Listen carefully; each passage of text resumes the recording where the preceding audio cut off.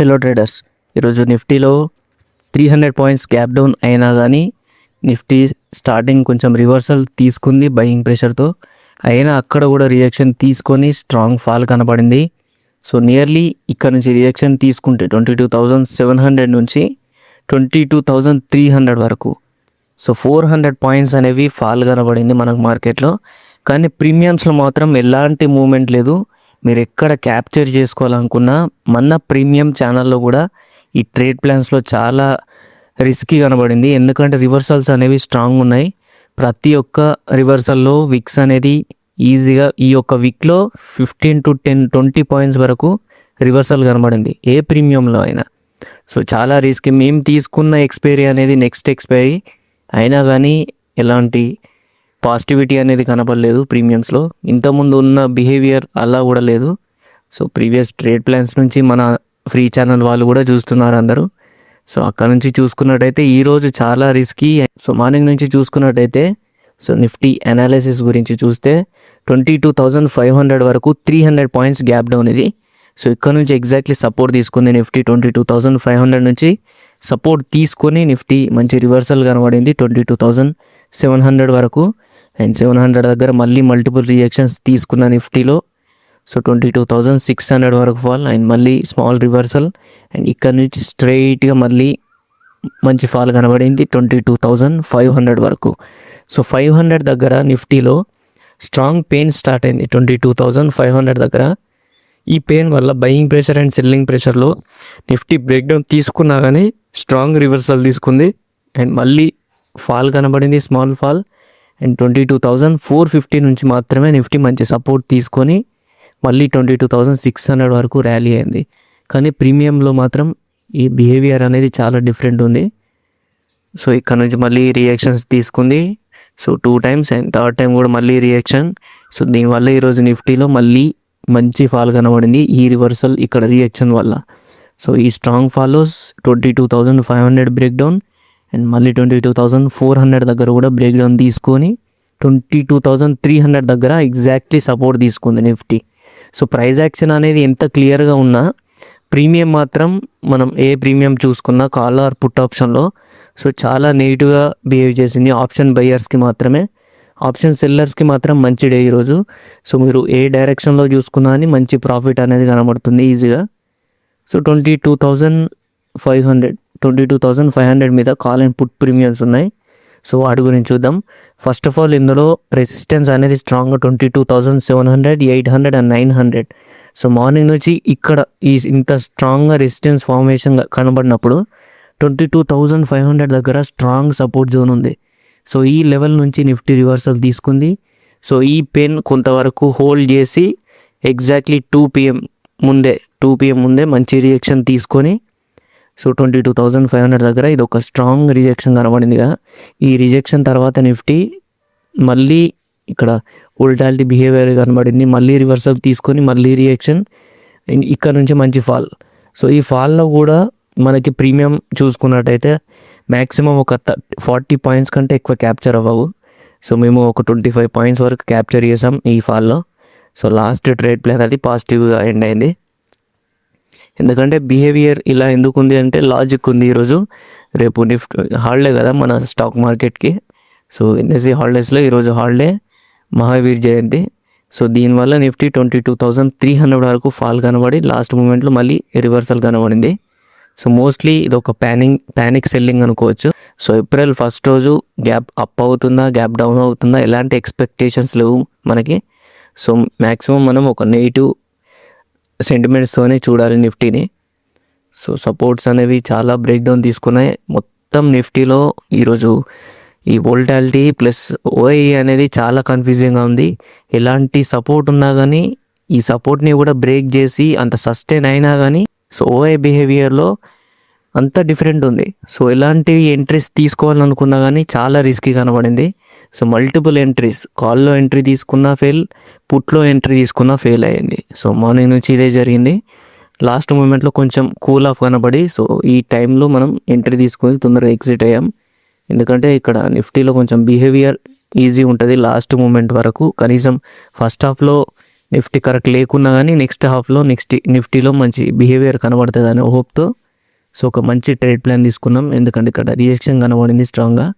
So ఈ reversal reaction తర్వాత Nifty ఇక్కడ వరకు వెళ్ళదు అని చెప్పేసి మంచి స్టాప్ లాస్ మెయింటైన్ చేస్తూ సో ఒక ప్రీమియంలో ట్రేడ్ ప్లాన్ తీసుకొని సో 25 పాయింట్స్ తొందరగా ఎగ్జిట్ అయ్యాం. ఎందుకంటే డైరెక్షనల్ ప్లేలో ఈరోజు చాలా రివర్సల్స్ వచ్చాయి కాబట్టి ట్రాపింగ్ డే కాబట్టి మన ప్రీమియం ఛానల్లో సో ట్రాప్స్ అనేవి ఈజీ అవుతున్నాయని 25 పాయింట్స్ మాత్రమే ఒక మంచి టార్గెట్ పెట్టుకున్నాం లాస్ట్ ట్రేడ్ ప్లాన్లో. సో అది సక్సెస్ఫుల్గా ఎగ్జిక్యూట్ అయింది అండ్ ప్రాఫిట్ కూడా బుకింగ్ జరిగింది. కానీ ఓవరాల్ డేలో మాత్రం 15 పాయింట్స్ స్టాప్ లాస్ కొట్టింది ఫస్ట్ ట్రేడ్ అండ్ సెకండ్ ట్రేడ్లో 12 పాయింట్స్. సో మ్యాక్సిమం ట్రేడ్ ప్లాన్లో 17 పాయింట్స్ అనేది ఒక స్టాప్ లాస్. సో మిగతా ట్రేడ్ ప్లాన్స్లో ఒక ట్రేడ్ ప్లాన్లో నెగిటివ్ అండ్ ఇంకో లాస్ట్ ట్రేడ్ ప్లాన్లో మంచి పాజిటివిటీ 25 పాయింట్స్ మ్యాక్సిమం బుక్ చేసుకున్నాం. సో ఇలా మీరు చూసుకున్నట్టయితే ఓవరాల్ నిఫ్టీ సినారియోలో సో ఒక 1 మంత్లో మీరు ఈజీగా మంచి ప్రాఫిటబుల్గా ఎండ్ అవ్వచ్చు. కానీ మీకు ఈ రిస్క్ మేనేజ్మెంట్ ఒక్కటే కాకుండా క్యాపిటల్ మేనేజ్మెంట్ మీద ఫోకస్ చేసుకొని సో ఈ అనాలిసిస్ కూడా కరెక్ట్ ఉండాలి. ఈ అనాలిసిస్ కరెక్ట్ ఉండాలి. ఎంట్రీ ఎప్పుడు తీసుకోవాలి, ఎగ్జిట్ ఎప్పుడు తీసుకోవాలి, ఇవి మీకు తెలిసినప్పుడు మాత్రమే మీరు ఓవరాల్ నిఫ్టీలో మీ క్యాపిటల్తో మీరు మంచి రిటర్న్ తీసుకొని పాజిటివ్గా ఎండ్ అవ్వచ్చు. సో ఇదొకటి మంచి పాజిటివిటీ థింగ్. ఈరోజు మార్కెట్స్ ఎంత డేంజరస్ బిహేవియర్లో ఉన్నా మనం మాత్రం మినిమం లాస్తో మాత్రమే ఎగ్జిట్ అయ్యాం. So 18 points stop loss overall net loss అయింది. సో ఈ 18 పాయింట్స్కి మనం ఒక 1 లాట్ తీసుకున్నా కానీ సో ఒక 1100 రూపీస్ అలా మనం లాస్ తీసుకొని ఎగ్జిట్ అవ్వచ్చు. సో అంతే చిన్న ట్రేడ్ ప్లాన్లో 1100 అంటే చాలా ఎక్కువ అది.